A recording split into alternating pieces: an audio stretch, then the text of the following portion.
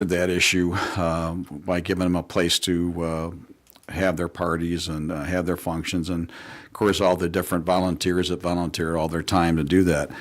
It's become apparent, though, over the years that as everybody has done crowdfunding and has done these funding units for everything from diseases to somebody's funeral, that it's become harder and harder to acquire funds to maintain the Memorial Day Parade without a very large effort, and sometimes that effort is just not getting the funds that are due because of the fact that everybody is basically pulled in other directions supporting different functions. Fast forward to today, we have been very fortunate as a city to come out of that emergency manager. We have a fund balance that we are presently funding to get up to where the state required us to have a certain amount of money in the fund, so that if we have a financial issue in the future, that we'll have some money to back up our reserves, and we've done very well on that. I think it's time for the city to revisit the issue of the Memorial Day Parade. As in the past, the citizens are still coming out as they have in the past and enjoying the parade, as evident by the amount of people that line 4th Street on both sides as we do the parade every year.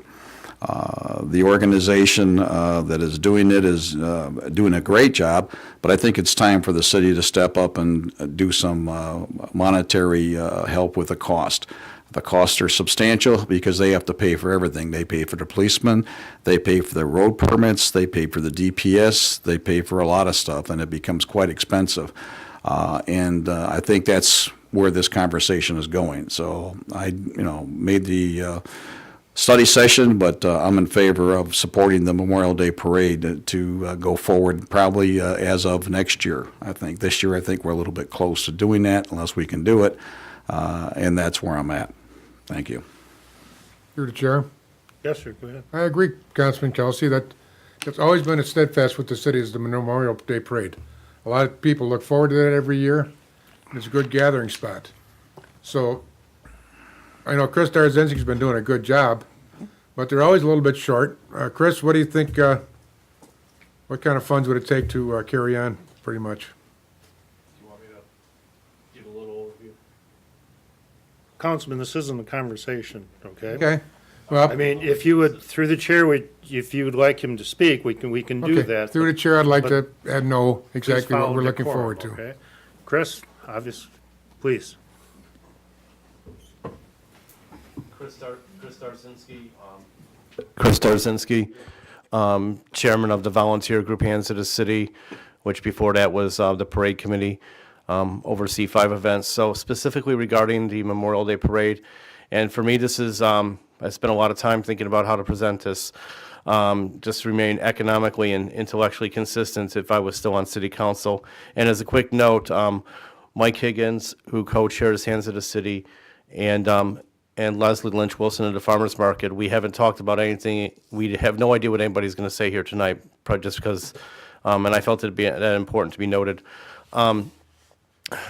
The way I look at it, so 2006 would have been the last time that there was $10,000 or so, as a line item in the budget for the parade, and it stopped in 2007. And then we spend about around $4,500 to $5,000 a year just to put on the basic parade. Of course, $10,000 would make it a much bigger parade.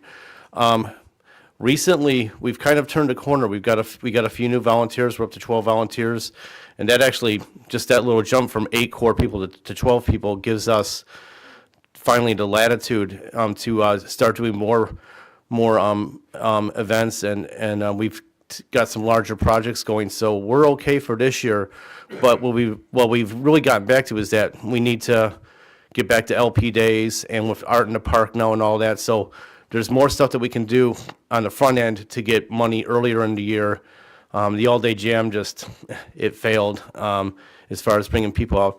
The way I look at it, it's more about us, about Hands of the City getting out there and grabbing more attention of people who don't come out of their houses and don't do anything, and get them to be involved. I think the community itself should be funding the parade, and again, I look at this strictly as economically. A $10,000 line item is a big enough line item that's money that It was stripped out of the budget because it's a luxury. And there's a it is a community fun event, but it is still a luxury. And $10,000 is a large enough line item that really it needs to be better allocated towards police and roads.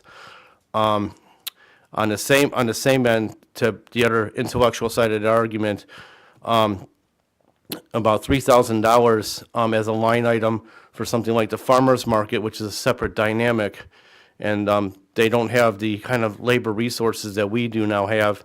And with their nutritional programs and the double up food bucks, that is a definite community benefit considering how much poverty and low income people we have in the city. So that's a separate dynamic, and I would be all in favor of a $3,000 line item per year towards the farmers market. But as far as the parade, I really think community support of it takes it in a new direction, a new dynamic, and I'm just going to keep on pushing that the community supports it. I really appreciate what Councilman Kelsey did by bringing this forward. It caught me off by surprise.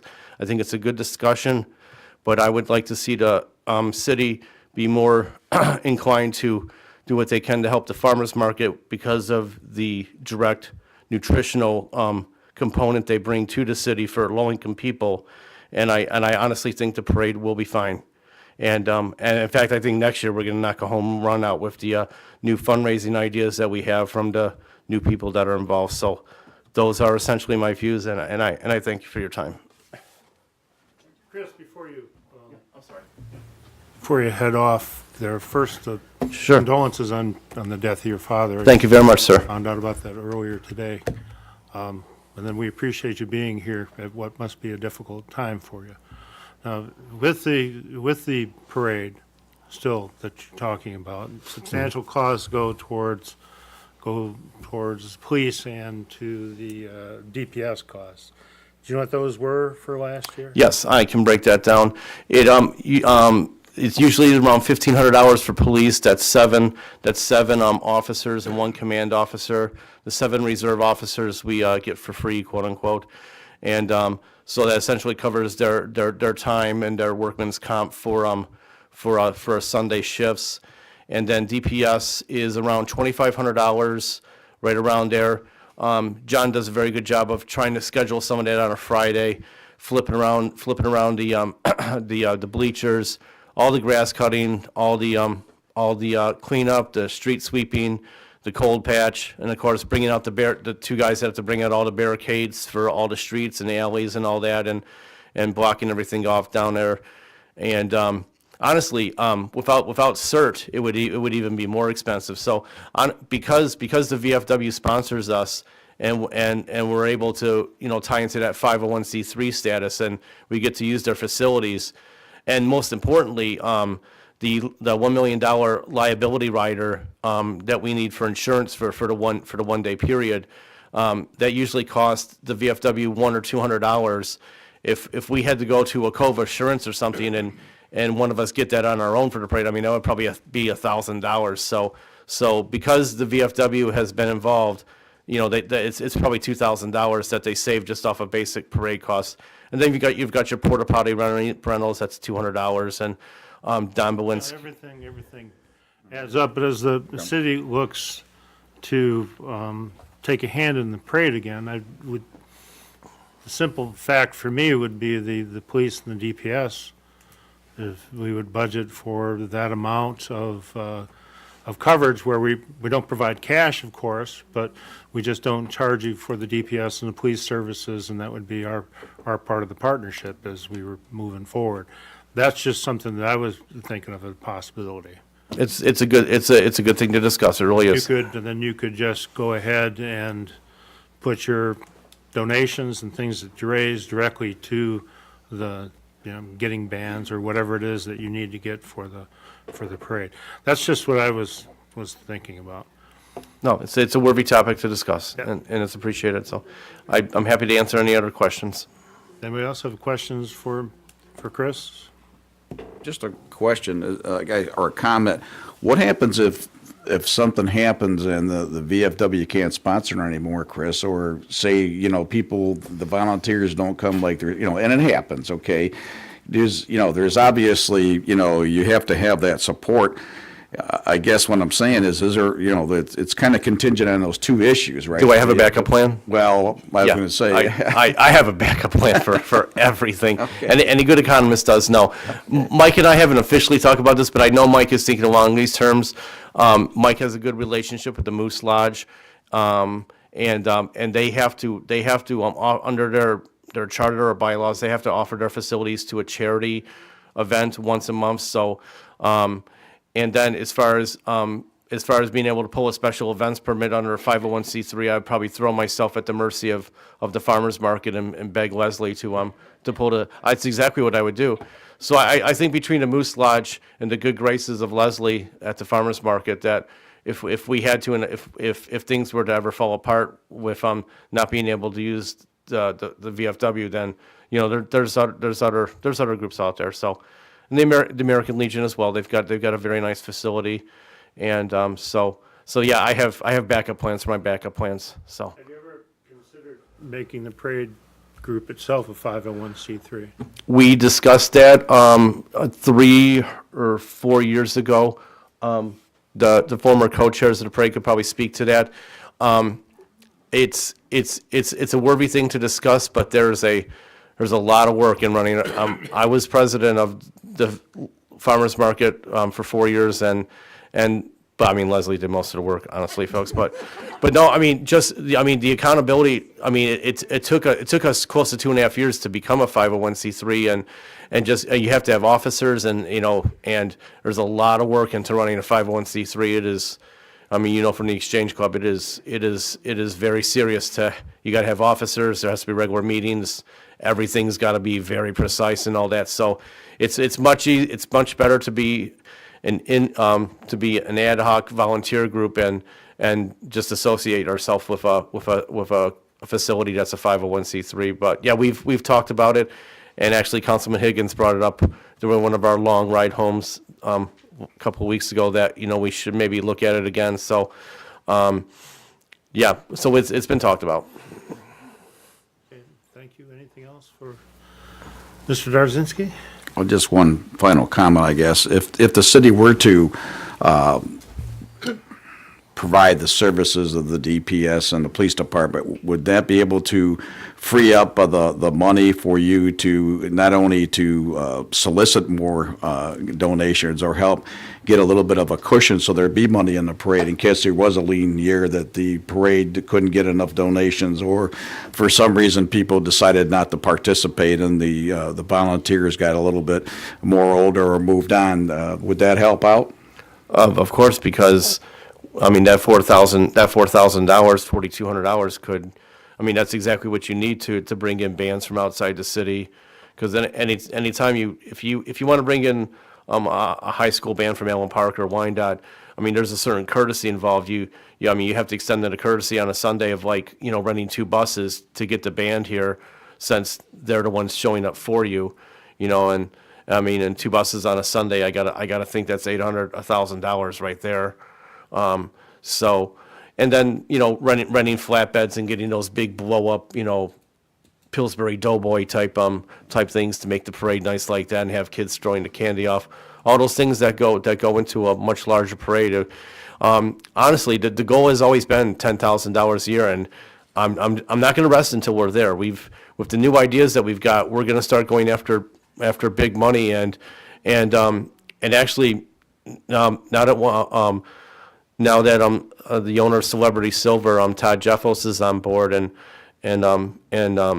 Scott from Apollo Printing, the former Apollo Printing, they've been redesigning all of our very professionally redesigning all of our promotional stuff that we put out there. So we're gonna really start going after corporate money again, and we kind of branded, Hands of the City, that these 5 events throughout the year, you can have your corporation really involved in all these different layers of the community. So yeah, there's $10,000 is always the goal, always. Thank you. If I may? Sure. I don't have a question for Chris, other than to offer my condolences on your father. Thank you, Council President. Appreciate that. Losing a parent is awful. Now I'll get all upset. Anyways, I don't have any more questions for Chris. Mayor, I'm in agreement with you, your idea. I really think if we waived our fees, only our fees, at least that would be our donation for the parade, and it would keep it going. The only thing that, going back, because we were no one for hours, everything was done on overtime. Apartments, it got to where it was $1,000. Out of the city, just got here, you had to watch this one to watch one in the truck. It's so out of hand. So I think if we have the averages where they've applied for the permits through the years, what DPS and the plan. If we stay within that area, going back, through the years or whatever, $4,500 or whatever, I think then we can continue to have a good parade, a nice parade. And I understand you're going to call it the John Dingle Parade. You're going to name it after him. And I think they've done a wonderful job. Let them have it and just waive the city's portion that we have been charging them for the parade. That's my viewpoint. As a quick note here, one of the parade volunteers, Tim Hagan, he did know one technical thing might have to be checked through labor, but I think under certain rules and laws, we would still have to pay like the workman's comp part of the employees for that day, not their hourly wages. But that was one technical point that we brought up at a Hands of the City meeting. So I don't know how all that works exactly. The gentleman who brought it up understood it a little bit better than me. But just as a technical. We'll have our HR people, if Yeah. this comes about, we'll have our HR people check into it. Okay, thank you. Your Honor, Yes, I'd like to say that, and it's already been brought out that I've been part of this with Chris from the beginning, and I want everybody to understand that. So I'm looking at this from two different directions, and I absolutely love your idea. That is exactly what I was going to suggest tonight. If the city would just help us with the cost from the city, and let the group continue on as they do, we can have the best of both worlds, where somebody else is taking care of this for us as a city, but at the same time, we're not being cost out of house and home, as it will. Yes, and where my partner, or Chris, is a, how do I put it, very, very optimistic on when he speaks. It is a fact that this year we are coming up short, and we're having to throw a party. The Moose has stepped forward and are very generously helping us out this Friday night. So we will be able to, with this fundraiser Friday night, we will have the money, but we are coming very close, and the VFW is in trouble, but with the plan of us not having to pay the city portion of it, they would free up enough money that we would be able to survive and keep going and make it a much better parade than we've had in the last few years. Not that, and the parade has come a long ways. So I'd like to say that absolutely I can agree with what you're saying. all right, and Mr. Copper, I see you've handed out this nice binder, which is the proposed budget for next year, and where would we get said funds, or would those funds be available, the 3,500? For this to assist on the Were we parade? talking about this year or next year? Because the parade this Oh. year would be covered under the current year's budget. Okay, well, let's just throw out both. So I mean, so if all we're talking about is overtime, we'd have to look to see what the funding is in the overtime. My guess is that there's probably some flexibility this year within the overtime that's budgeted in those different funds to absorb 4,000. I mean, it's doable. Do you have an alternate way of funding this? If you had your druthers, or if we had other options? Bake sale. You had mentioned something before about the promotional. Well, I kind of go back to, the city was levying for a few years the promotional tax, the advertising tax. That equates to about 20 cents per thousand effectively. That's one way if you, you know, my concern as you start to do these things is other people will be stepping forward and saying, well, you've done it for them. How are you going to differentiate others? So that's one concern I have, and it's within your purview to make those decisions, but understand that as you start peeling that back, the hard no turns into, well, maybe, and you're going to have more people coming in. And if you get to that point, then it makes more sense to have a defined, you know, budget where you can say, this is what we're going to be spending on these type of events. This is what we do. And it becomes more planned rather than ad hoc. And I think, again, you open yourselves up right now to kind of an ad hoc. Well, you know, why are you charging this group or similar to that? You know, why don't, because there's, again, other similar type events in the city that we charge these costs for.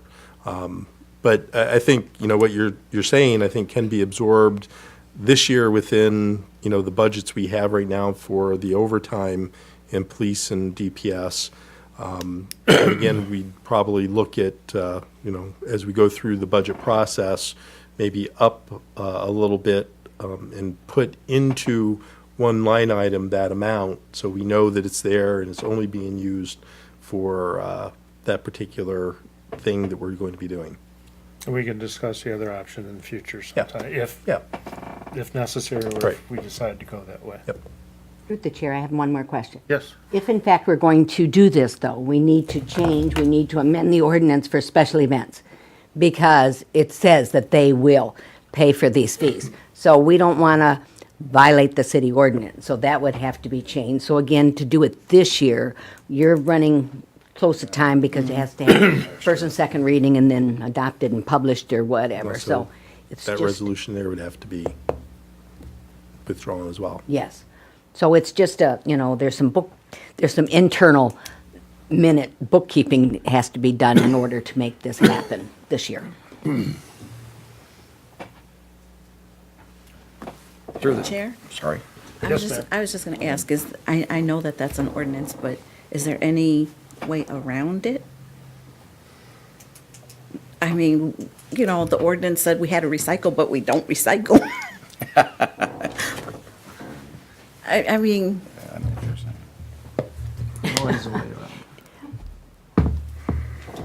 it's just a question. I It's a question. I would need to look at that and talk to the city attorney about it before I Okay. would Very offer good. any suggestions to that.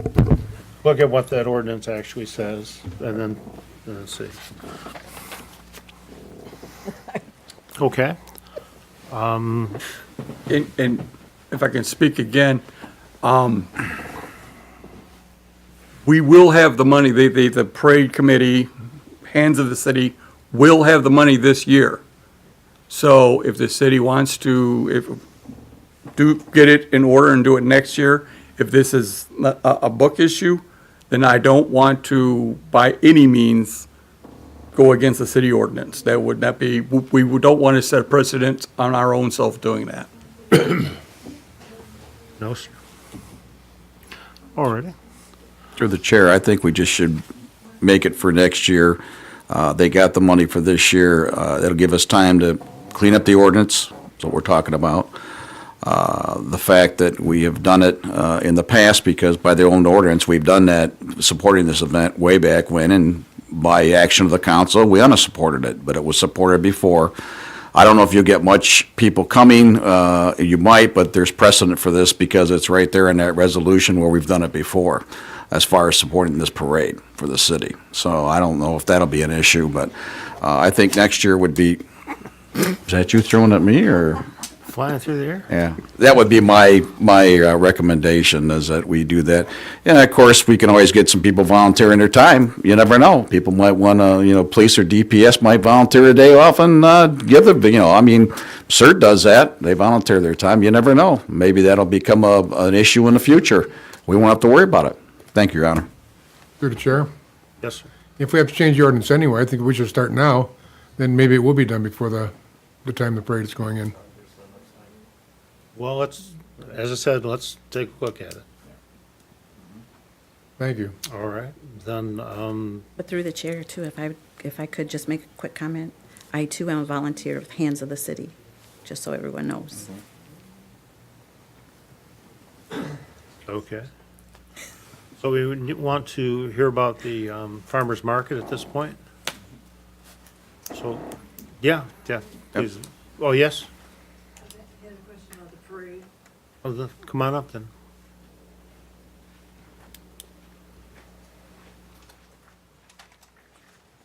I wasn't going to say anything, but I just had a comment. Just, you need to state your name, I'm sorry. Lita Tony, former co-chair of the parade for 5 years. In your consideration and decision-making process, is it a possibility to consider the Kennedy Memorial Building being open for public use for the bathrooms?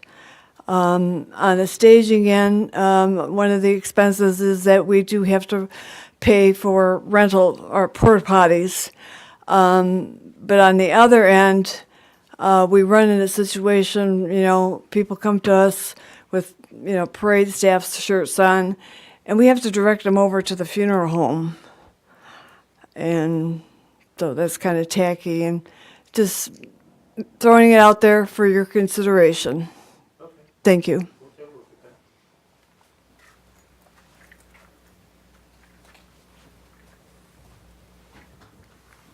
Wonder he's not gonna be here.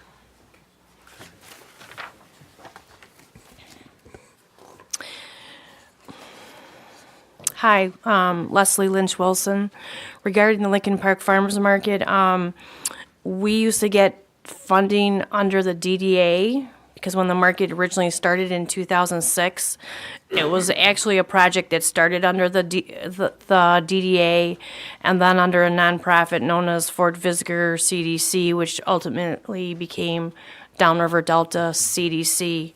So how it worked was Fort Visger would get money from an organization, Detroit Lisk, and they'd put in $7,500 for the farmers market, and the DDA would match that. And so 2006, we did 3 pilot markets. 2007, we started out as a weekly Sunday market. And so this went on till about 2009. Detroit Lisk withdrew their funding of Fort Visger. And I think that year the DDA had already put in like 7,000.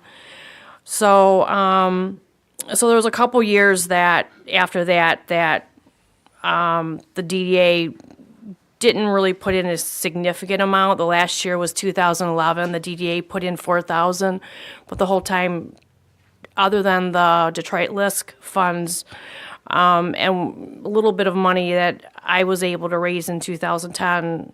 Downriver Delta didn't put anything in. And then the reason we founded Friends of Lincoln Park Farmers Market in 2012 was 2011 I was noticing things about Downriver Delta that farmers market funding they were using for their own things, like they had rented a storefront on 4th Street and they paid a utility bill with the farmers market money. There's just a lot of different inconsistencies, and we ended 2011 and we barely squeaked by at reimbursing the vendors for like Bridge Card and basically Bridge Card, and I think we only had Bridge Card then. And one of the nonprofits, Double Up Food Bucks, Fair Food Network, never got reimbursed. I was owed money, and I, at that time, didn't get paid. I've gotten some of it back. So that was why I said, hey, we need to start our own nonprofit, and we did that. And when we started, the DDA gave us a little bit of money in 2012 for a wireless terminal, and the Cable Commission, there was leftover, not the Cable Commission, Cultural Commission, there was some money left that went to us, and then I think some of it went to the museum, and we got that. And other than that, it's been us raising money, mainly me raising money. I have like a list of about 50 to 80 businesses that I try to contact each year. So the second page here talks about the different community programs that we do, and then the last page I went through 2018 to see what exactly we spent on everything in 2018 versus what we brought in. And last year, I think was the year that I brought in the most amount of money. Usually I can raise between $3,000 and $4,000, which is not a lot of money. And it's a lot of work too. So we've been pretty much a volunteer organization, except for different grants that we've received. Last year, we did have somebody from another market we were paying to be market manager, until we just couldn't afford to pay this person. So we definitely need some sort of assistance. Our highest bill is we have a van that our liability insurance is quite expensive. It's basically just PLPD with comprehensive on it, and it's like over $2,000. But we put it on storage during the winter, so the cost goes down. But that's our highest expense. So. This year, we're gonna have a volunteer. Our Vice President, Brian Dunlop, is gonna be the market manager to run it from week to week. He's been going through training. This winter with Michigan Farmers Market Association has training to be a certified market manager, and he managed to get a scholarship through them to take that training. So that is what our plan is, but he's going to be a volunteer market manager, and of course we have no backup plan if something were to happen and he can't be there. Sometimes, I can fill in. Fred's dad died last May, so we spent all summer, and we're still doing it, cleaning out his dad's house in Taylor.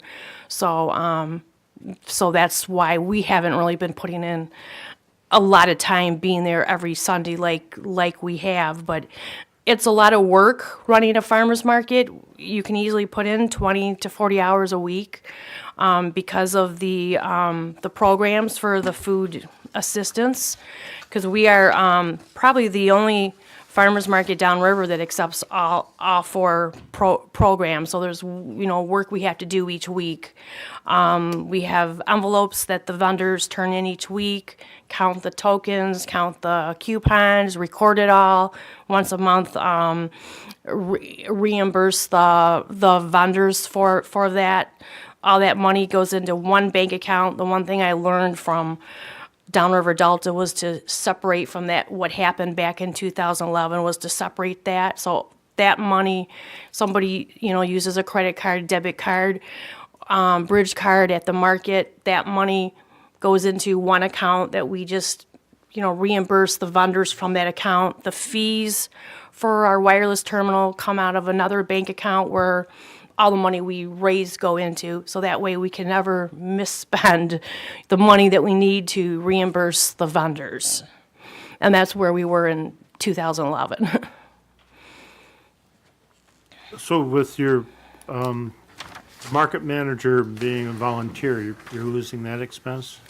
Well, 3,200? that's only because we don't, we're not going to have money this year to pay somebody, but ideally what it really needs is to be able to pay a person to be a market manager.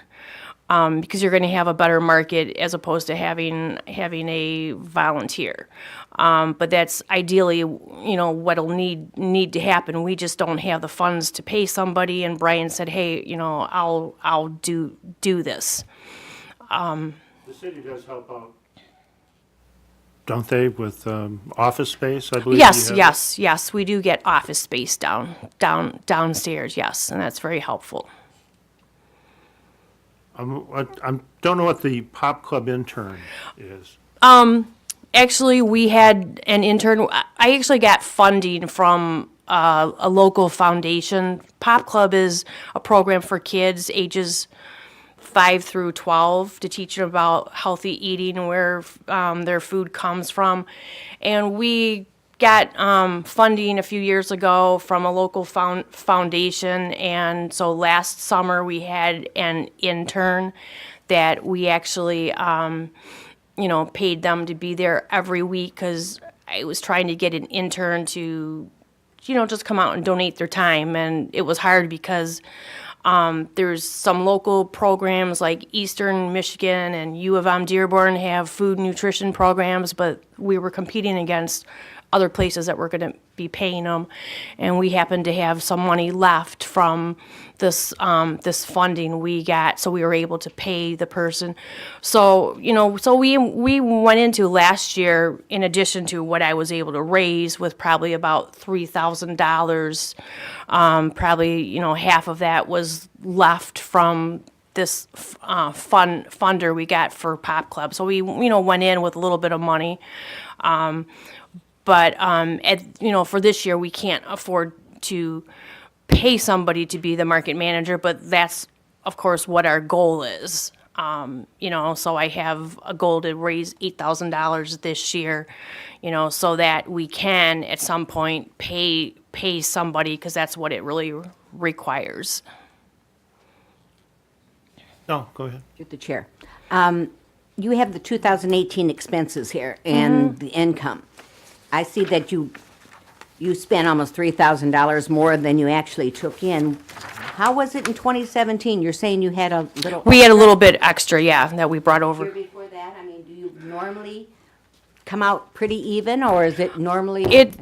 It varies from year to year. Our biggest expense has been the van, and I think this is probably our third year having this van. We used to have a trailer that we would tow every week to the farmer's market. Chris did it for a number of years, and then we were at the point we needed, it was made out of wood that Chris and Fred built in his garage, and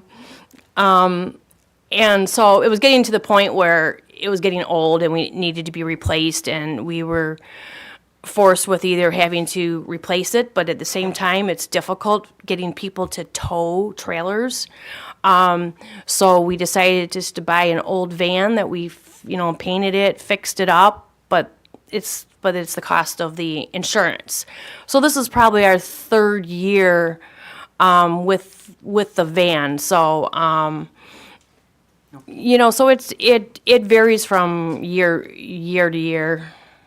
I have two more. On average, how many customers do you normally have on a given day that the thing is open? We probably about 75 to 100. If we have some sort of a special event, like on the same day that the fire department had their open house, we had a fall harvest day, and we had like a free corn roast, free cider, free donuts, and we doubled that. We had over 200 people. And how many vendors approximately do you have now? Last year we were running about five to six. One of the problems we have is we don't have any farmers. We have one farmer. Most of our farmers have passed away. We started in 2007 with 5 farmers, and all of them except for one guy got too old to sell, and then we have the one guy that comes to the market now, and he's 70. And it's not just our problem, it's actually a national problem, because somebody emailed on one of the listservs. There was an article in NPR yesterday about it, and it's actually a national problem. There's so many farmers markets now, there's not enough farmers. The farmers are getting older. Locally, some of our other farmers markets are having the same problem. Allen Park is down to one farmer, and we all struggle to get, the farmers and, get some of the vendors. So your main expense is the vehicle. Yep. Vehicle insurance and such. Do you have a trailer you could utilize? No, not anymore. We don't. I got a question through the chair if you're Sure. done, yeah. How do the other cities support the farmer's market? The other cities, except for Taylor, are all under their DDAs. Allen Park and Melvindale are under their DDAs. Melvindale's is real small like ours. They run about 4 to 6 vendors a week. Allen Park, I heard that, because our farmer also sells there, and he said last year they had mainly 6 vendors the whole season. And they used to be like 15, 20 vendors a week. Wyandotte has taken their farmer's market, and last year they moved it from weekly to monthly, and now they're sort of like mixing it in with the events where you're not even going to really hear about it. And Taylor, theirs, they formed a nonprofit, but this year they moved it under their Parks and Rec. But so basically, most of them are under their DDAs. Through the chair, do you get a lot of the kids coming out there for the Farmer Fresh program, and their mothers coming? Because most of them, we have a lot of population changes over the years, so you got a lot more younger kids in the city and that, and it's right on the corner, because it used to be in the middle of Right, Southfield, which yep. was a little rough. When you Yeah. went to the corner, it's a little easier to get to. Do you find that you get a lot of the people using the bridge cards and stuff like that are coming out? We do. Actually, it seems like the bridge card numbers have been going down for various reasons, because we're getting, I think, less bridge card participants now than we did when we first started in 2011. But one, I think it's mainly because there's more farmers markets for some of the people to go to. And then I think there's also less people now on the bridge card SNAP program. With the DDA, when they stopped funding, that was also the time that they were returning their Right. capture to the Yep. city, and they didn't have any money Right, coming exactly. in. I believe that's Probably, yep. as we were going through our crisis. Now, the insurance amount seems high, the $2,100. Is there any particular reason why? Because it's that high? I've talked to the insurance agent, because last year I begged, him to do something. He's looked through other companies, and he says it's Wayne County. Of course, he's up in the Lansing area. And this year I'm gonna, call some other companies and see what I can get. It's also commercial insurance.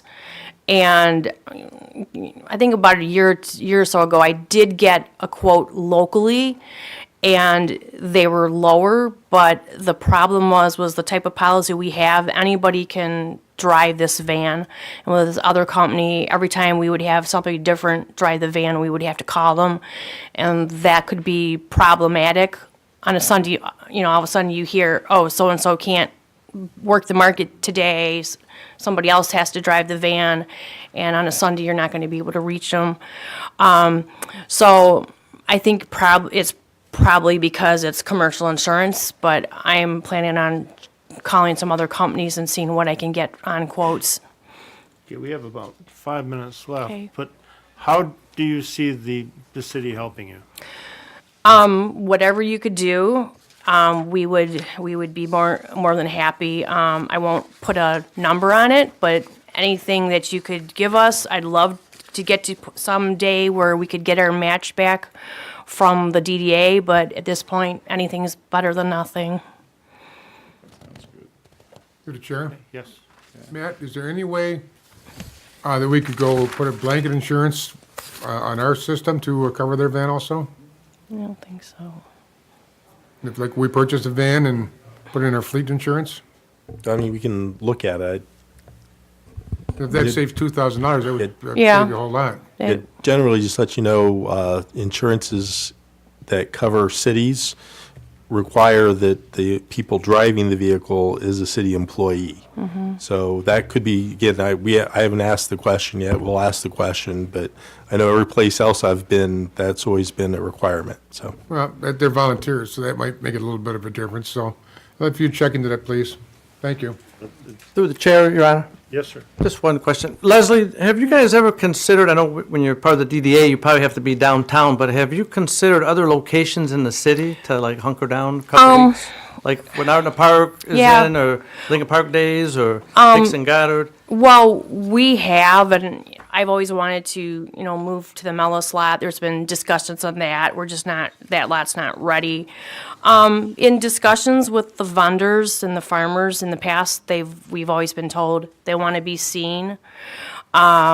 So they like to be up close by a busy road. They don't want to be behind buildings. You have to be on some sort of pavement. You can't be on grass because, the handicapped people, it's hard for them to maneuver.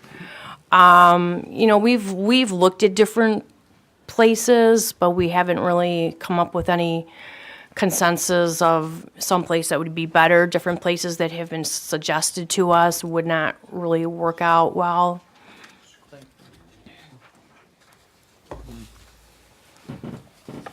Okay, anything further? Thank you. Okay, then, what's that? 1 minute, sir. Chris Darzinski, just for those who turned in earlier. Lincoln Park Farmers Market, what they really need also is more volunteers. So just meetings being recorded, so people step up and volunteer. And again, just to reiterate, because of the nutrition component of those who use the SNAP and the Bridge cards, that component, that service that they offer for lower income people in the city is as I say, is vital for nutrition. So thank you very much. Leslie, I have a question for you. Sue Sacheta, Downriver Sunday Times. Leslie, who picks the vendors? Who selects them? Well, people will approach us about being vendors, and what we look for is farmers with locally grown produce, plants, specialty food vendors under Michigan cottage food law, commercial food license, and crafters with handmade craft items. And basically, if somebody falls within, those categories. I hate to cut this short, but we are out of time. Can I ask a very pointed question real quickly? May I? Yes, go. You had a t-shirt vendor with some very offensive slogans on their t-shirts. Who did you read what was on there? No further business for the study session. We're going to adjourn it. Why is my question being ignored? You can ask her the question. You want to reply? I mean, I read some of the slogans on the t-shirts.